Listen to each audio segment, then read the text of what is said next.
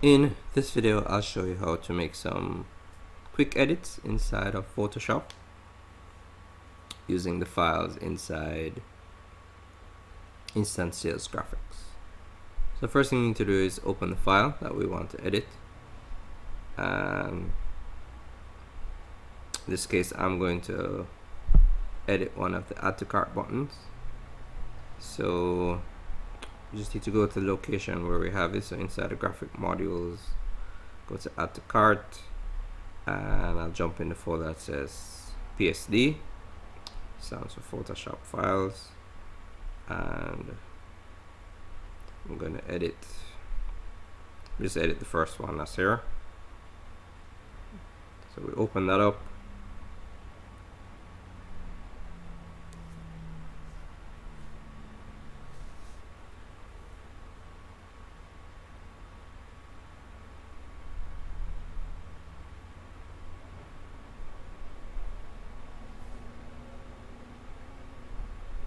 And then we are going to start our editing. So the files, most of the files come in various colors, but if you need a specific color that's not included, then you simply need to open up the Photoshop file as I've done, and you can go ahead and change colors, change the text. You can add to these designs, change them up, make them better, make them more detailed, make them do whatever you want to do with them. Okay, so the first thing we can do is to change the color. So if we click on this layer here, it says dark, it goes for this dark, and we can go to our, and of course if we double click on it, it brings up this color palette here, and we can just move around, jump through the different colors, or if we have the specific colors hexadecimal code, we can enter it there. And we can also use the swatches. So there's color. If we're going to swatches, there will be some popular colors there, and I'll include a link for you to install a swatch for the colors, most of the colors that I use. So if we wanted to make this say yellow, then we could go ahead and do that. And for the shadow, let's make that a slightly darker yellow. So we select the same color and then just go a little bit below it, make it a little darker. And then for this part of the button, I'm going to use a blue. Okay.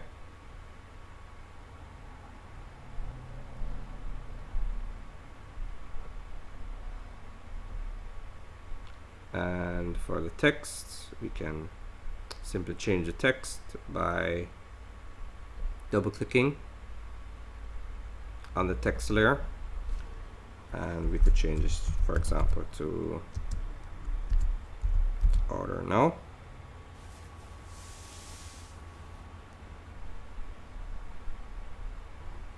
We can also resize the elements, and let me just show you this real quick. A lot of the elements have been grouped together. So if you come across a file and you see a little folder looking like this with an arrow, you can just simply click on it and it will open up. Same for the icon folder there. So you can see all the different elements, all the different layers that are involved. Okay. Then another thing that you may want to do is, for example, resize an element. So for example, say you wanted to resize the icon. So we click on that layer, and if we go over and click on the move tool, then you will see these lines and boxes come around it, and you can simply drag, and that will increase the size. Let me let that go. Let's press escape and it will go back to its original size. If you select shift while dragging, then the size will increase and it will keep the aspect ratio in terms of the ratio between the width and the height will remain the same. You can also accomplish this by going to the edit button. That is to resize any element. You can go to the edit button and go to transform, and you can select scale, and you will get the same option here, and you can resize. Also, if you want to resize and keep the center of the image, you can select shift and alt while dragging, and it will increase the size. Okay, and let me just, and then once you're finished, we click on the same move tool and we apply the transformation. We can also edit. If we wanted to resize the text, we could do this in two ways. We could actually double click on the text layer and then change the pixel size, or we could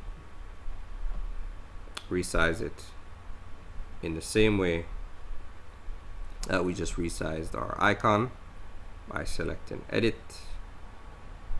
transform, scale, and we could resize it accordingly. The advantage to using the first option though is that you'll be able to put in a specific, if we double click on the, let me apply this transformation, but if we were to double click on the text layer, then you could put in a specific value for the pixels, so you could be really precise in terms of how large your text would be. Okay, so that's pretty much it. Once you've edited your graphic, and let me actually just switch this around and make this nice or darker blue. My shadow.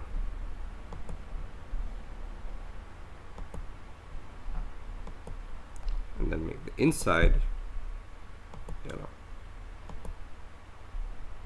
I think I like that a little better. And we probably want to change the color of our text. Maybe make it the same blue here. And to do that, we double click on our text. If you don't see the color picker come up, then we can go up to the top here.